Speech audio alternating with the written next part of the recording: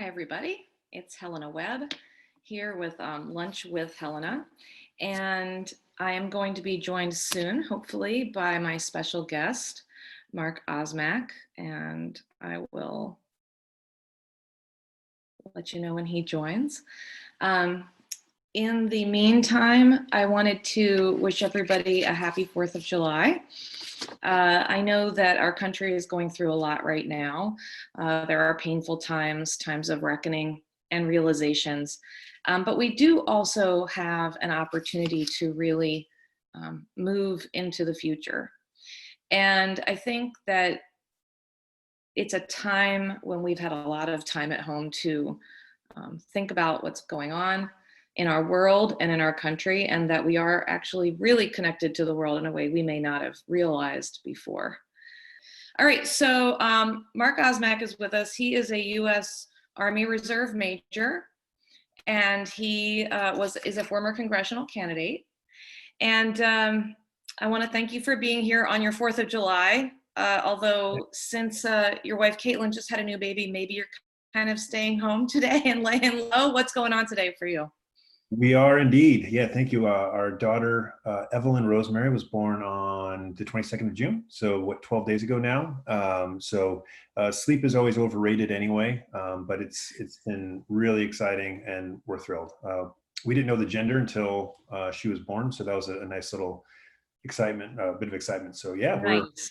we're thrilled, and she's eating and sleeping just like a strong, healthy baby should. So Yeah, I guess serving in the military, probably sleep is something you've done without from time to time before, getting you ready for this moment. Yeah. This is not so bad. There's no ruck marches per se. But she's actually been a wonderful baby in terms of sleeping, and we don't have the schedule yet because she's only 12 days old. But I think we'll get there, and she's been terrific so far. So yeah. That's great. That's great. Okay, well, so I wanted to start by asking you, you're a member of the Army Reserve. What's that like in terms of being sort of ready to go or be deployed, and as a new dad, how's that changed at all, or how has that worked in your life, generally speaking? Yeah, good question. It's changed a bit. So I was active duty up until 2014. So I joined in 08 and left active duty in 2014. And then I joined the Army Reserve. So been doing that for 6 years now. I'm actually in the process of switching to the Missouri Guard. It's just not completed just now. One of the biggest differences is, and let me kind of quantify this, is that I haven't been in for 20 or 30 years in the Guard Reserve, but some of the highs or intensity have kind of have increased lately, and that's slightly to do with the current commander in chief and just the kind of way that the United States is trying to project itself, but also what the Guard is being used for and the reserves are being used for. So just to clarify, only the Guard, unless there's a very specific act taken, only the Guard can be deployed or activated in the United States. So whenever you think of Hurricane Katrina or civil unrest, that's always the National Guard. So with civil unrest throughout the cities, the Missouri Guard was activated, but they actually went to Washington, D.C. And then also portions of it are being in the Missouri Guard are being activated to the southwest border of the United States and Mexico. So with that, it's in addition to being a husband, we've only been married for 6 months, but now being a dad, it does add a different level of texture there, and to see as far as decision making, the possibilities of deploying. So when we had flare-ups with you, or almost kind of came to conflict with Iran, if you remember, several months ago, that was worrisome. And then also with civil unrest.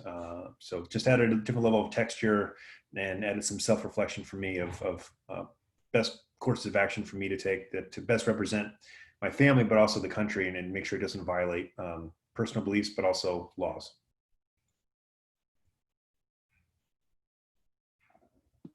There's always a lot of tension, or sometimes tension, between what we know we need to do as a country and sometimes what might feel right personally. And I know that probably everyone in the military has thinks about those things and reconciles them for themselves so that they can protect our country. So let me see. I think we wanted to talk a little bit about voting today, because you and I were talking before we got on. So it's, what are we going to talk about today? Voting is really top of mind for folks right now. I know a lot of my campaign volunteers are a little bit worried about going out, being in public. Some people are out with masks and shopping and willing to drop literature for us. Some people have not really left their homes. If they're cancer survivors and they're over 60, they're just staying home and protecting themselves. And, I guess voting absentee is a big, big question for our state. Our current elected officials have a really an opinion against absentee voting. What are your thoughts and feelings on this based on your experience? I mean, military folks vote absentee all the time. So what's your thought? What are your thoughts? Yeah, no, great question. I've from the moment I joined in '08, I voted absentee. Then when I started grad school in Washington, voted absentee for 2 years there, always in Missouri or for Missouri. So it's worked. And so whenever certain leaders, whether they be a governor or whether it be the president of the United States, say that mail-in voting is going to be wrought with fraud, it's simply not true. The president has voted by mail. I voted by mail. And countless service members have voted by mail for a long, long time. And to say that for anybody to suggest, elected or otherwise, that this could be wrought with fraud or vulnerable is really saying that service members, their votes haven't counted or have been suspect from the very beginning. So that's not true. And we can't, as a nation, have it both ways. We can't say we love service members and thank you very much, but your votes are really suspect, so they haven't counted in the past. No, I voted in 2010 from outside Kandahar in Afghanistan. And the ballot required a notary. So I contacted the St. Louis County Board of Elections and I said, hey, I'm in Afghanistan. I'm fresh out of notaries. What do I do? And they said, hey, don't worry about it. Just have someone witness your signature when you're signing the outside of the envelope. I said, too easy. Got it. So that's what I did. And we found out that it took so long for the ballot to actually get to me that they said, hey, the best thing we can do, if you don't mind losing your anonymity, you can fax it, which didn't fax, but you can email it as well. And so that's what I did. And then years later, wow. 2016, I was voting absentee and I was working in the Capitol building, the Washington Capitol building, and I needed a notary. And since I wasn't in a war zone, I went to a credit union. So there's a couple credit unions, one on the House side and one on the Senate side. So I was working at the House at the time, and I went to the teller and I said, hi, I need a notary. And she said, okay, that'll be $3. And I said, oh, no, this is a ballot. And she said, oh, okay, are you a member of this credit institution? I said, no. And she said, well, I'm very sorry, it'll be $3. And I said, actually, you can't do that. That's considered a poll tax. And she said, are you sure? And I said, I'm very sure. And so the surprising thing was that it was actually in the Capitol building that we had that discussion, but it worked. And so I bring that up because as far as the validity of mail-in ballots, not only have service members been doing this for generations, not only has the president done it, it is right now the best way. And the president has said, we are at war with COVID. I am a wartime president. So with that type of thought and rhetoric and stance, one could argue that since we're at war with COVID, that we do not need notaries and that we can increase access to mail-in balloting in the state of Missouri. So whether you're immune compromised, over 18 and a registered voter, no matter who you are, you should have access to mail-in ballots. Yeah, and I think that the thing about the notary is that a lot of people may not realize that you may not be charged for the notary. So the notary does set up some barriers for people to voting, right? They may not know a notary, they may not know where to get one. In some communities, there are not many banks around, where they can access that. And then they may also think it's going to cost them something. And all those things are barriers. I work in the healthcare industry. My clients are healthcare industry clients, and they always talk about barriers to getting on medicine and to staying on therapy. and anything that they can do to remove barriers so that people stay on their medicine is a benefit to society as a whole, not just them. So it's a similar kind of thing. You want to remove the barriers so that people can access their rights. You worked as a voting assistance officer, right, for a little bit? I know that must have been interesting. It's actually, so in the military, you kind of get voluntold for some things. You can volunteer, you get voluntold. So in addition to, when I was active duty, I was an artillery officer. And so you'll pick up different roles. So you'll have your job, but then you'll pick up other things. So an arms room officer and a lot of other different things. So one of the other aspects that I was always involved in was as a voting assistance officer. And that actually started in basic training. So I don't know why or how, but I'm very glad the drill sergeant said, Osmack, you are now the voting assistance officer. So my job was to help every single person, if they wanted to register to vote in their respective state or territory.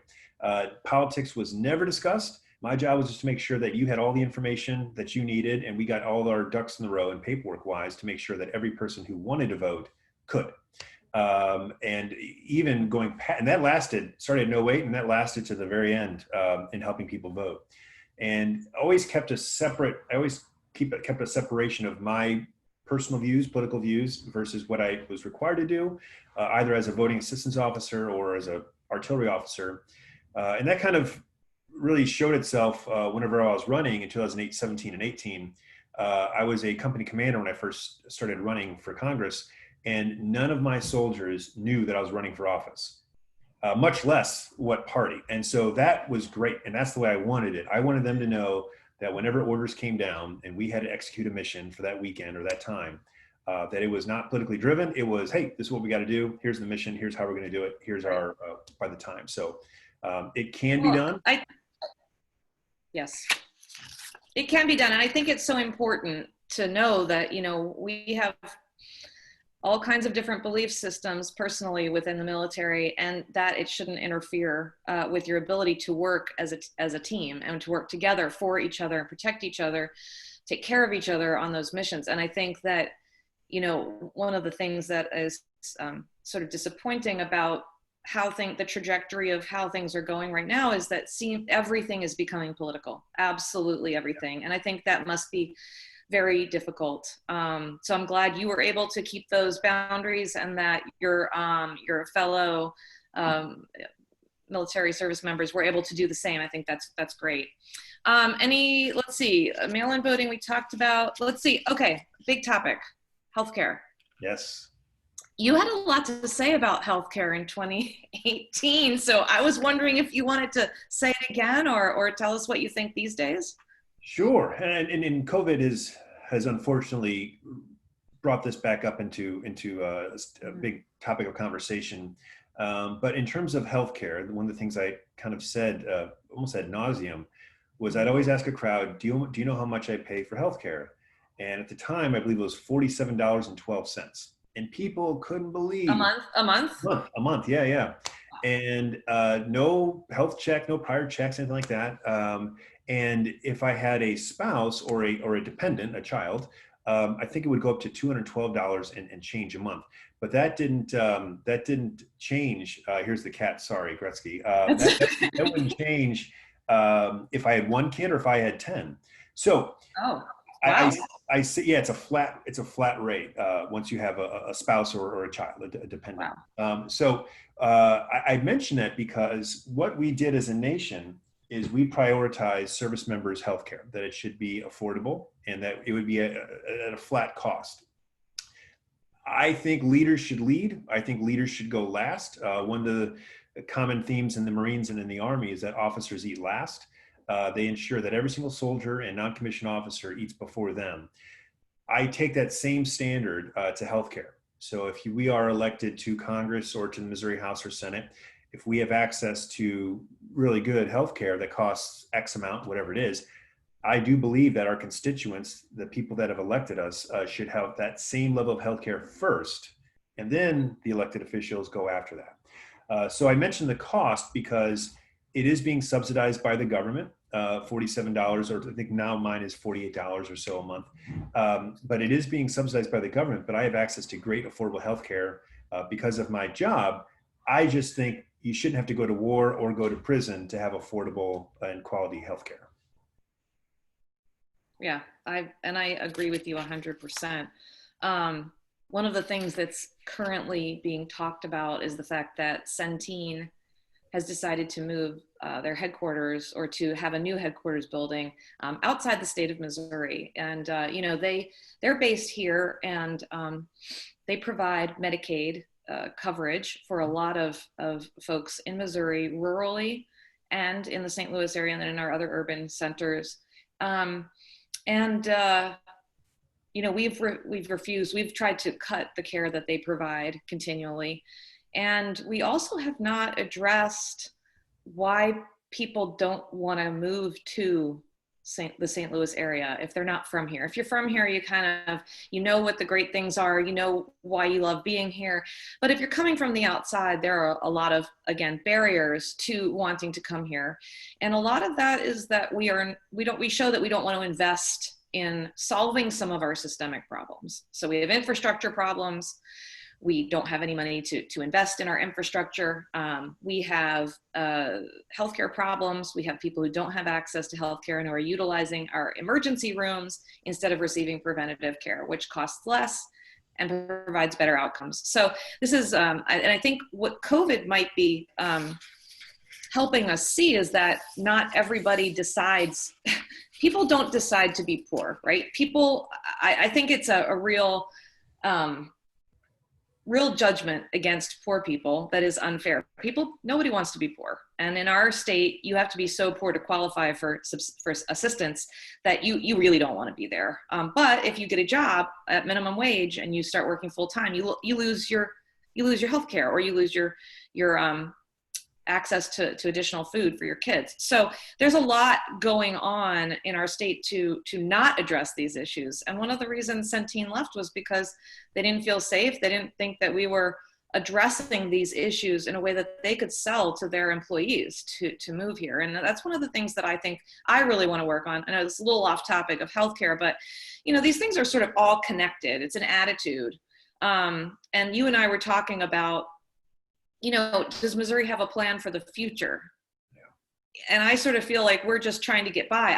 I think this is a real opportunity to say, hey, not only are we going to have a ton of people trying to get access to healthcare who are losing healthcare because they've lost their jobs and they're not going to have access, or they're not going to be able to pay for the temporary policy until they get a new job. This is going to happen again. I mean, what are your thoughts about that, about this idea that this is not just a one-off event? You've been around the world. What are your thoughts? Yeah, no, I've been to, it's funny, I've been to 47 countries, and I got carjacked here. So of all the places, so perception is kind of reality. And so in reading the article that was put out on the Post-Dispatch, a few days ago from the head of Centene, I think he's right. He's right about how people can find the Metrolink concerning, or when they go downtown or whatever.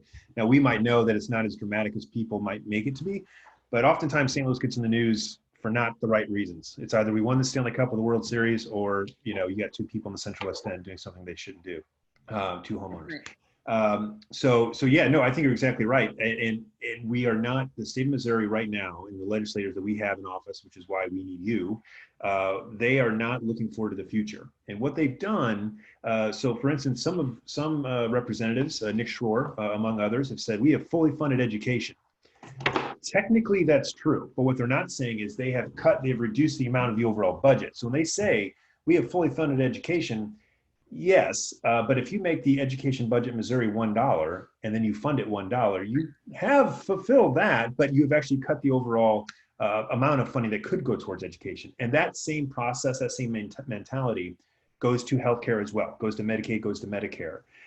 We are following and getting drugged behind so far in the pack. We're now going below 25th out of 50 states. We're getting closer and closer to the bottom in economics, in per capita, in education, in healthcare, and it keeps going down and down and down. Unless something changes, unfortunately, that trend might very well continue. I really do believe this, the money is there, but it's not being appropriated correctly, I would say. And so the money for good healthcare is there. It's just not being appropriated correctly. The money for the funding for good education, public education in the state of Missouri, K through 12, community colleges, state colleges, and universities is there. We're just not putting a big enough emphasis on it. And when one party, unfortunately, their main goal is to cut down revenue, AKA taxes, and that's all they care about, people are going to get hurt. And we're seeing that exposed now. We don't have the money for COVID because of a lot of unfortunate Republican actions and decisions, and we now don't have the funding to properly address and deal with a calamity like we do have now with COVID.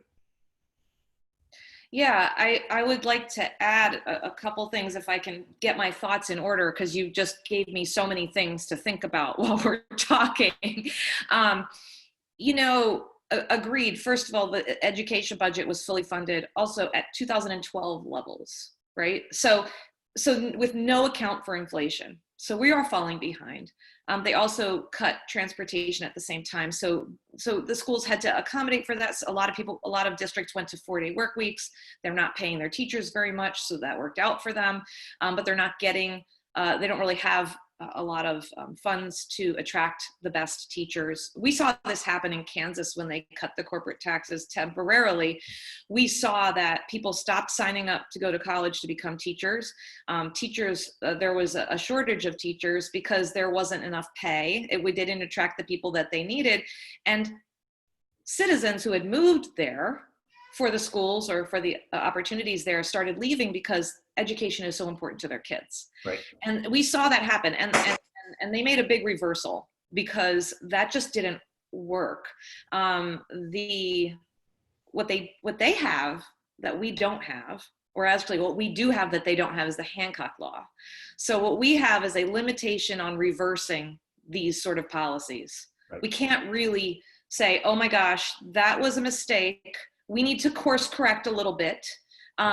We need to go back to what we did 2 years ago just so we can get back to zero. We aren't allowed to do that in Missouri.